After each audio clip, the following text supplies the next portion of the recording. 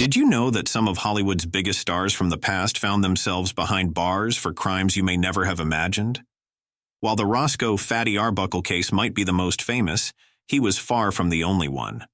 From actors caught up in scandalous brawls to those who faced shocking charges, the golden age of Hollywood was full of celebrities whose off-screen lives were just as dramatic as any movie. Let's talk about celebrities who have been in jail for different criminal reasons. Number 1 will shock you.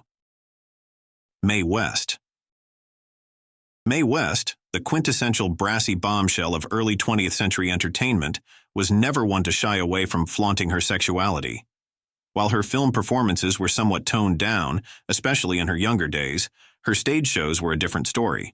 They pushed the envelope in ways that left audiences both shocked and enthralled. In 1926, West took her audacity to new heights by writing, producing, and starring in a play provocatively titled Sex. In this production, she portrayed Margie Lamont, a savvy worker navigating the complexities of love and survival. The play premiered at Daly's 63rd Street Theater in New York City, and, despite scathing reviews from critics who deemed it crude and vulgar, it played to full houses, becoming the only Broadway show that season to remain open through the summer and into the following year. However, the play's bold content didn't sit well with the moral watchdogs of the time. In February 1927, after 375 performances, the New York Police Department raided the theater, arresting West and her company on charges of obscenity and corrupting the morals of youth. West was sentenced to 10 days in a workhouse on Roosevelt Island, then known as Welfare Island, and fined $500. But here's where Mae's shrewdness truly shone. She was actually thrilled by the arrest. She saw it as a golden opportunity to spotlight the issue of censorship, and perhaps more importantly, to garner massive publicity. Her time in the workhouse was cut short. She was released after 8 days for good behavior. The resulting media frenzy catapulted her to new heights of fame, solidifying her status as a cultural icon who wasn't afraid to challenge societal norms and speak her mind. Errol Flynn. In 1942, Errol Flynn, the charismatic Hollywood star beloved for his swashbuckling roles in films like Captain Blood and The Adventures of Robin Hood, was thrust into a scandal that rocked the entertainment world. Accused of engaging in inappropriate relations with 2 underage girls, Flynn faced charges of statutory misconduct, a case that quickly dominated headlines. The trial began in January 1943 and drew widespread media attention, with each detail scrutinized by the public and press alike.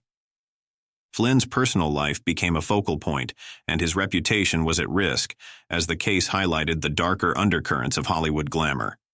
Flynn's defense team, led by the renowned attorney Jerry Geisler, built a case centered on disproving the allegations. They argued that the accusations were an attempt to exploit his fame, suggesting that Flynn's celebrity status made him an easy target for such charges. The trial was intense and stretched over several weeks, with witness testimonies and media coverage fueling public fascination. In February 1943, the jury acquitted Flynn of all charges, a decision that offered legal vindication but left lingering questions. Although Flynn continued to act, the trial cast a shadow over his career and personal life, permanently altering his public image and creating a complex legacy for the iconic star. Rosco Fatty Arbuckle.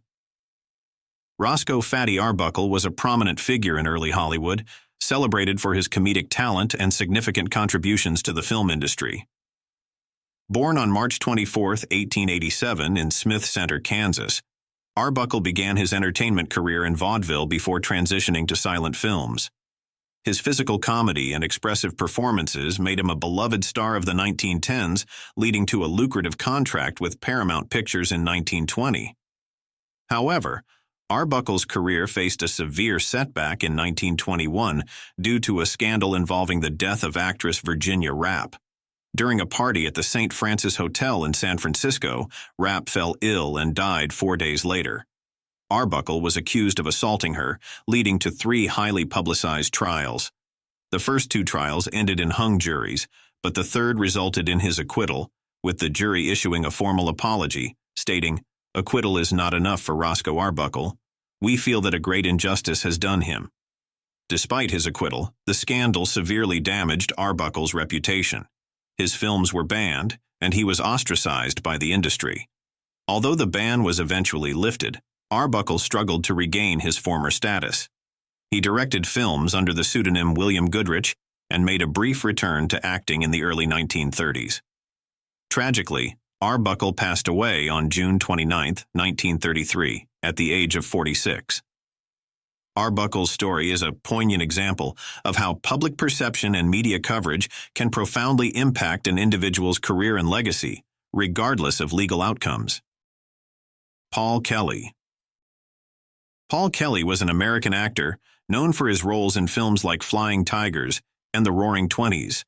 He led a life that included both fame and scandal. In the early 1920s, Kelly became involved in a high-profile incident that ultimately led to a prison sentence. Kelly was romantically involved with Dorothy McKay, an actress who was married to Ray Raymond, a vaudeville performer. In 1927, Kelly and Raymond got into a violent altercation over McKay, resulting in Raymond's death due to head injuries sustained in the fight.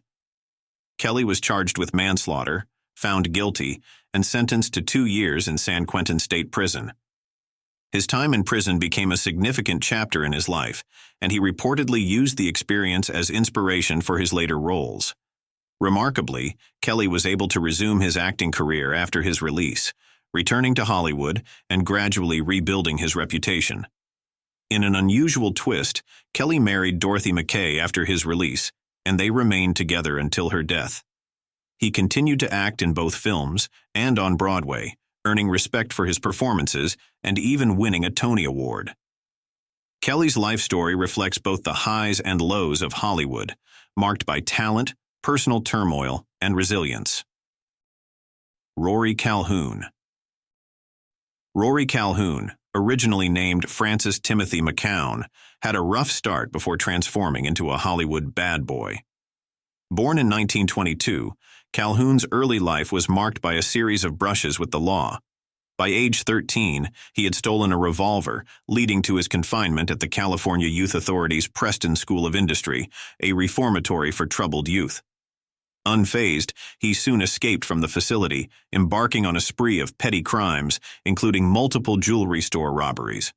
By 17, he crossed a major legal line when he stole a car and drove it across state lines, a federal offense that landed him a 3-year sentence at the United States Medical Center for Federal Prisoners in Springfield, Missouri. He was released on parole just before his 21st birthday. After his release, Calhoun was determined to leave his criminal past behind, taking on various odd jobs to stay on the straight and narrow. Eventually, he caught the eye of Hollywood and embarked on a successful acting career, crafting a rugged image that suited his history. In 1955, his agent, Henry Wilson, revealed Calhoun's past to Confidential magazine to prevent them from exposing another client's secrets. Instead of harming Calhoun's career, the revelation actually boosted his bad boy persona, aligning with the tough guy roles he often portrayed. Calhoun continued to thrive in Hollywood, proving that even the roughest beginnings can lead to stardom. Robert Mitchum. Robert Charles Derman Mitchum was a celebrated American actor, known for his magnetic anti-hero roles and iconic film noir performances. Born in 1917, Mitchum had a natural screen presence, portraying tough, world-weary characters in classics like Out of the Past and Night of the Hunter. His career earned him an Academy Award nomination, a BAFTA nod, and several Lifetime Achievement Awards, including a star on the Hollywood Walk of Fame in 1984 and the prestigious Golden Globe Cecil B. DeMille Award in 1992. However, Mitchum's life off-screen was almost as eventful as his roles. Known for his rebellious personality, he had several run-ins with the law, beginning in his teenage years. While traveling across the country during the Great Depression, he was arrested for vagrancy in Savannah, Georgia, and sentenced to a chain gang. Mitchum escaped and continued his travels, embodying a roguish resilience that would later define his Hollywood persona. In 1948, Mitchum made headlines again when he was arrested for marijuana possession at a Los Angeles party. He pleaded no contest and received a 60-day sentence, which he served partially in the Los Angeles County Jail and partially at a prison farm in Castaic, California. This scandal could have derailed his career, but instead, it seemed only to solidify his reputation as Hollywood's quintessential bad boy. The incident was heavily publicized, yet his career remained largely unscathed, and Mitchum continued to be a leading figure in Hollywood, known for his versatile performances and enduring charisma. Leo Gordon. Veteran character actor Leo Gordon saw prison multiple times. After the United States entered World War II in 1941, Gordon enlisted in the U.S. Army, in which he served 2 years and received an honorable discharge. Gordon was in Southern California, where he and a cohort attempted to rob a bar and its patrons with a pistol. He was shot in the stomach by one of the officers making the arrest. Convicted of armed robbery, he served 5 years in San Quentin prison, where he furthered his education by reading nearly every book in the library. He was cast by director Don Siegel in the film Riot in Cell Block 11. It may be an apocryphal story, but it's been told that during filming of the movie, Gordon was supposed to be shot. While filming this sequence, he was shot and fell down. Siegel didn't like that Gordon fell down and told him, "You're supposed to fly backwards." Gordon told Siegel, "Between the two of us, I'm the one that's been shot. I think I know what happens when you get shot. You fall down." Gordon guest starred in an episode of The Andy Griffith Show, where he loosely reprised his life as someone who spent time in prison and reformed himself. At 6 feet 2 inches tall and with a menacing appearance, Gordon was mostly used as the bad guy, or a heavy guy in Hollywood films, especially in westerns. Over the course of his career, Gordon would appear in more than 170 film and television productions from the early 1950s to the mid-1990s. Nick Nolte. Nicholas King. Nolte is an American actor. You know why these guys are still LA cops? Because they couldn't cut the grade to make federal aid. Known for his leading male roles in both dramas and romances, he has received a Golden Globe Award, as well as nominations for 3 Academy Awards and a Primetime Emmy Award. Nick Nolte has had notable encounters with the law. In 1961, at the age of 20, Nolte was arrested for selling counterfeit draft cards. This serious offense led to a conviction, resulting in a 45-year prison sentence and a $75,000 fine. However, the prison sentence was suspended, sparing him from incarceration. This felony conviction rendered him ineligible for military service, a matter of personal regret, as he had felt obligated to serve during the Vietnam War. On September 11, 2002, Nolte was arrested in Malibu, California, on suspicion of driving under the influence. Subsequent tests revealed he was under the influence of gamma-hydroxybutyrate in GHB, a psychoactive drug. 3 days after his arrest, Nolte voluntarily checked himself into Silver Hill Hospital in Connecticut for counseling. On December 12, 2002, he pleaded no contest to charges of driving under the influence and was sentenced to 3 years probation with orders to undergo alcohol and drug counseling, including random testing. These legal issues, particularly the 2002 arrest, were highly publicized and led to a period of personal reflection for Nolte. He has openly discussed his struggles with substance abuse and the steps he has taken toward recovery. Despite these challenges, Nolte has maintained a successful acting career, earning critical acclaim for his performances. While Nick Nolte has faced significant legal troubles, including a felony conviction and a DUI arrest, he has not served time in prison. His experiences highlight the complexities of personal struggles amidst a high-profile career. Lyla Leeds. Lyla Leeds began her Hollywood career in the mid-1940s. She appeared in minor roles in films such as The Show-Off in 1946, Lady in the Lake in 1947, and Green Dolphin Street in 1947. He wouldn't say. Tell him if he can't give you some idea. Can't see him. Leeds was often noted for her resemblance to Lana Turner and was engaged to Turner's ex-husband, Stephen Crane, at the time of her arrest. On September 1, 1948, Leeds and actor Robert Mitchum were arrested for marijuana possession during a raid at her residence. Both were convicted and sentenced to 60 days in jail. While Mitchum's career rebounded after the incident, Leeds faced significant challenges. The scandal severely damaged her reputation, leading to a decline in film offers. In an attempt to revive her career, Leeds starred in the exploitation film She Shoulda Said No in 1949, also known as Wild Weed. The film, inspired by her own experiences, was a cautionary tale about the dangers of marijuana. Despite this effort, the film did not succeed in revitalizing her career. Following her release from jail, Leeds struggled to find work in Hollywood. She left California in 1949, moving around the Midwest, where she worked in nightclubs. During this period, she married and divorced twice and had 3 children. In 1966, she returned to Los Angeles, studied religion, established a church, and volunteered at local missions and soup kitchens. Leeds passed away on September 15, 1999, in Los Angeles at the age of 71. Lawrence Tierney. Lawrence Tierney, born on March 15, 1919 in Brooklyn, New York, was an American actor renowned for his portrayals of tough characters, notably in films like Dillinger in 1945 and Born to Kill in 1947. His off-screen life mirrored his on-screen persona, marked by frequent legal troubles and a tumultuous personal life. His acting career began in the early 1940s with minor roles. He gained prominence with his portrayal of notorious gangster John Dillinger in the 1945 film Dillinger, which established him as a leading actor in the film noir genre. He continued to play tough guy roles in films such as The Devil Thumbs a Ride in 1947 and Born to Kill in 1947. Tierney's off-screen behavior was as notorious as his on-screen roles. Between 1944 and 1951, he was arrested at least 12 times in Los Angeles for offenses including public drunkenness and brawling, leading to multiple jail terms.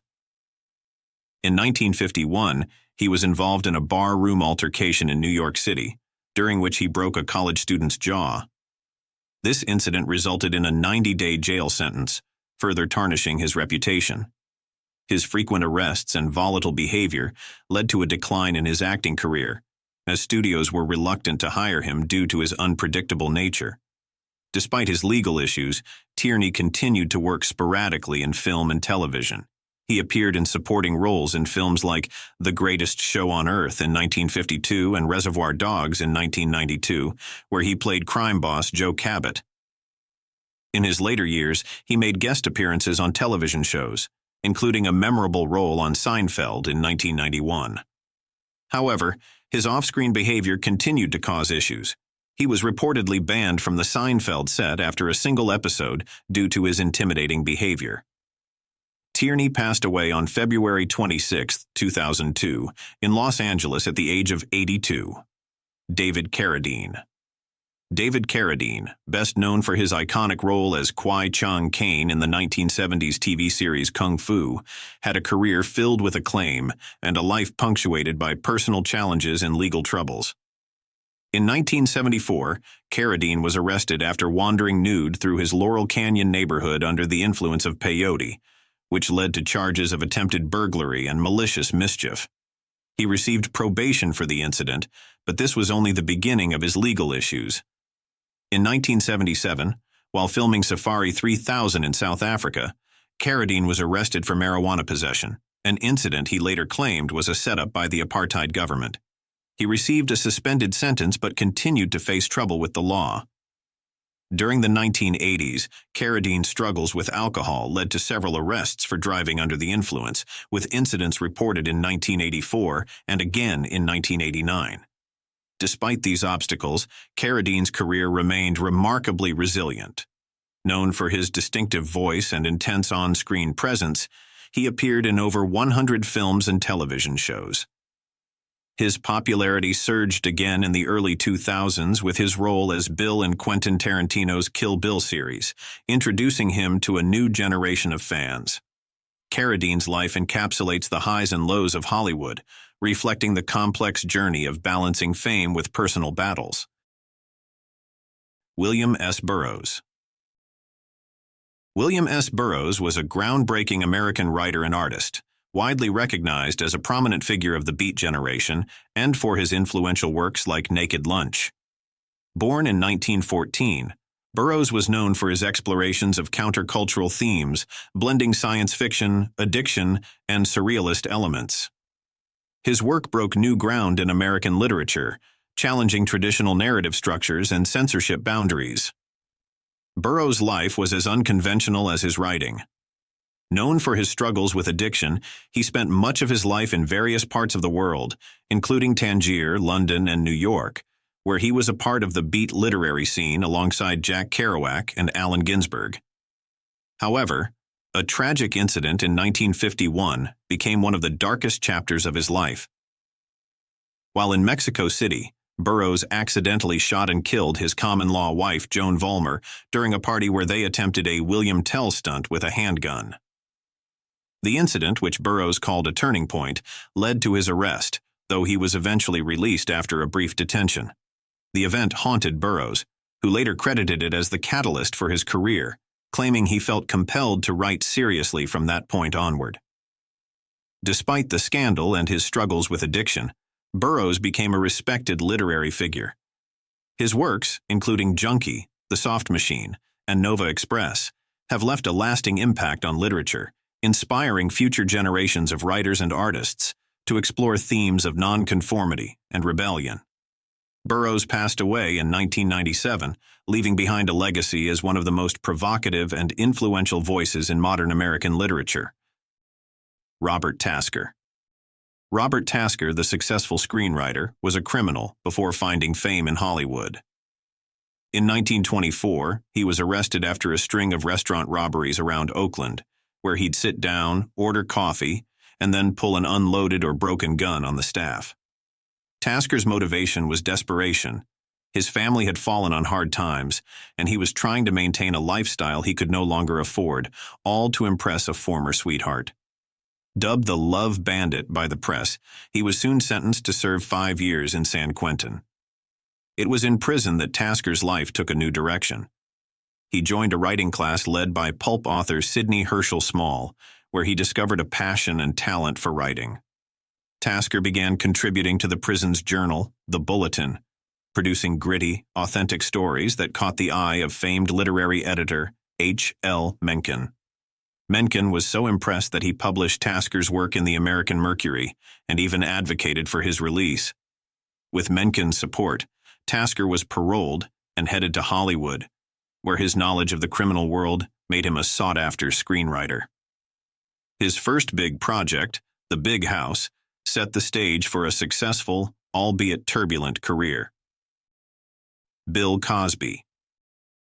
On September 25, 2018, Bill Cosby was sentenced to 3 to 10 years in state prison for drugging and sexually assaulting Andrea Constand in 2004. He was also fined $25,000 and ordered to pay the prosecution's costs.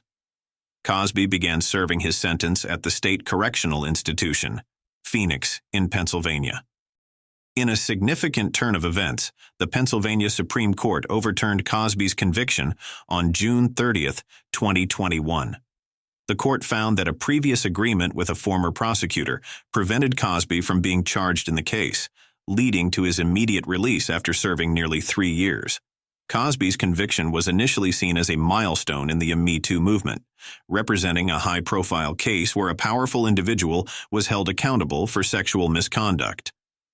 However, the overturning of his conviction sparked debates about legal technicalities and the challenges of prosecuting sexual assault cases, underscoring the complexities victims face in seeking justice. Howard Hughes. Howard Hughes, the enigmatic American film producer, aviation pioneer, and billionaire businessman, lived a life filled with innovation, wealth, and controversy. One of the lesser-known episodes in his storied career occurred on July 11, 1936, when Hughes was involved in a fatal car accident in Los Angeles. While driving, he struck a pedestrian named Gabriel S. Meyer, who later died from his injuries. Hughes claimed he was trying to avoid another vehicle, which led to the tragic incident. Though briefly detained by police, Hughes was ultimately released and faced no formal charges. His high-profile status and powerful legal team managed to defuse the legal consequences, with the incident officially ruled an accident.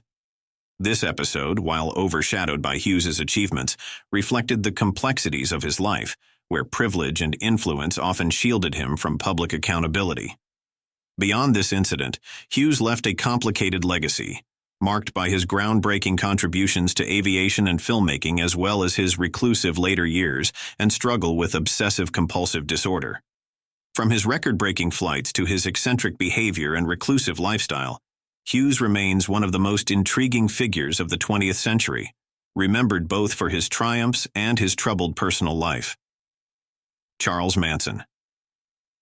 Charles Manson was one of the most infamous figures in American criminal history, best known as the leader of the Manson family, a cult-like group responsible for a series of brutal murders in 1969.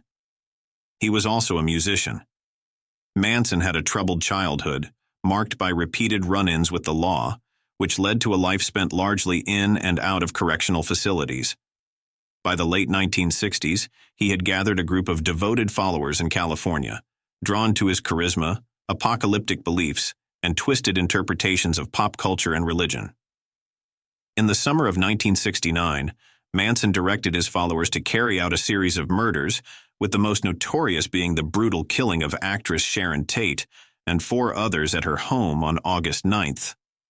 The following night, the group murdered Leno and Rosemary LaBianca, further cementing Manson's reputation as a manipulative cult leader. Though Manson did not personally commit the murders, he was found guilty of first-degree murder and conspiracy due to his direct influence on his followers. In 1971, Manson was sentenced to death, but his sentence was later commuted to life imprisonment when California temporarily abolished the death penalty. Manson spent the rest of his life in prison, where he continued to capture public fascination through interviews and bizarre behaviors. He died in 2017 at the age of 83, leaving behind a legacy of terror and intrigue that remains deeply ingrained in American culture. O.J. Simpson. Last but not the least is O.J. Simpson. He was a former NFL star and actor. He is one of the most well-known figures to be involved in a high-profile legal case. Simpson first rose to fame in the 1970s as a professional football player known for his athleticism and charisma. He successfully transitioned into acting with roles in movies like the Naked Gun series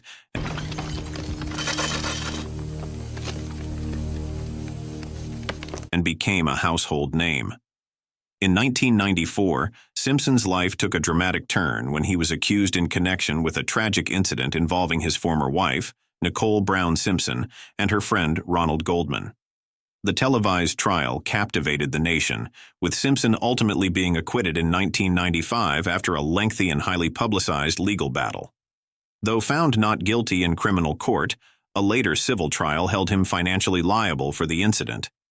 Years later, in 2007, Simpson faced legal issues again when he was involved in an armed confrontation in Las Vegas regarding sports memorabilia. This led to his conviction and a 9-year prison sentence, from which he was released in 2017.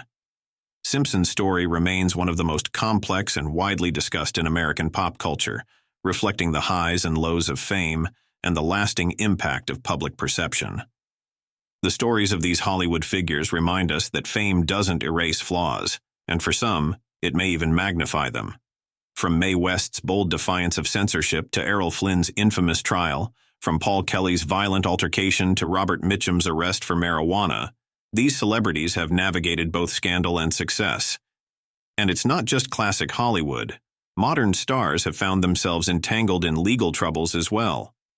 Celebrities like Bill Cosby, Lindsay Lohan, and Shia LaBeouf have all faced the spotlight for their off-screen misdeeds.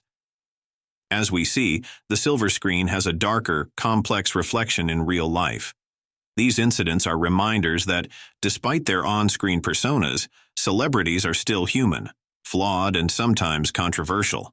Their stories offer us a glimpse into a world where fame can sometimes lead to a fall, making them all the more captivating and complex.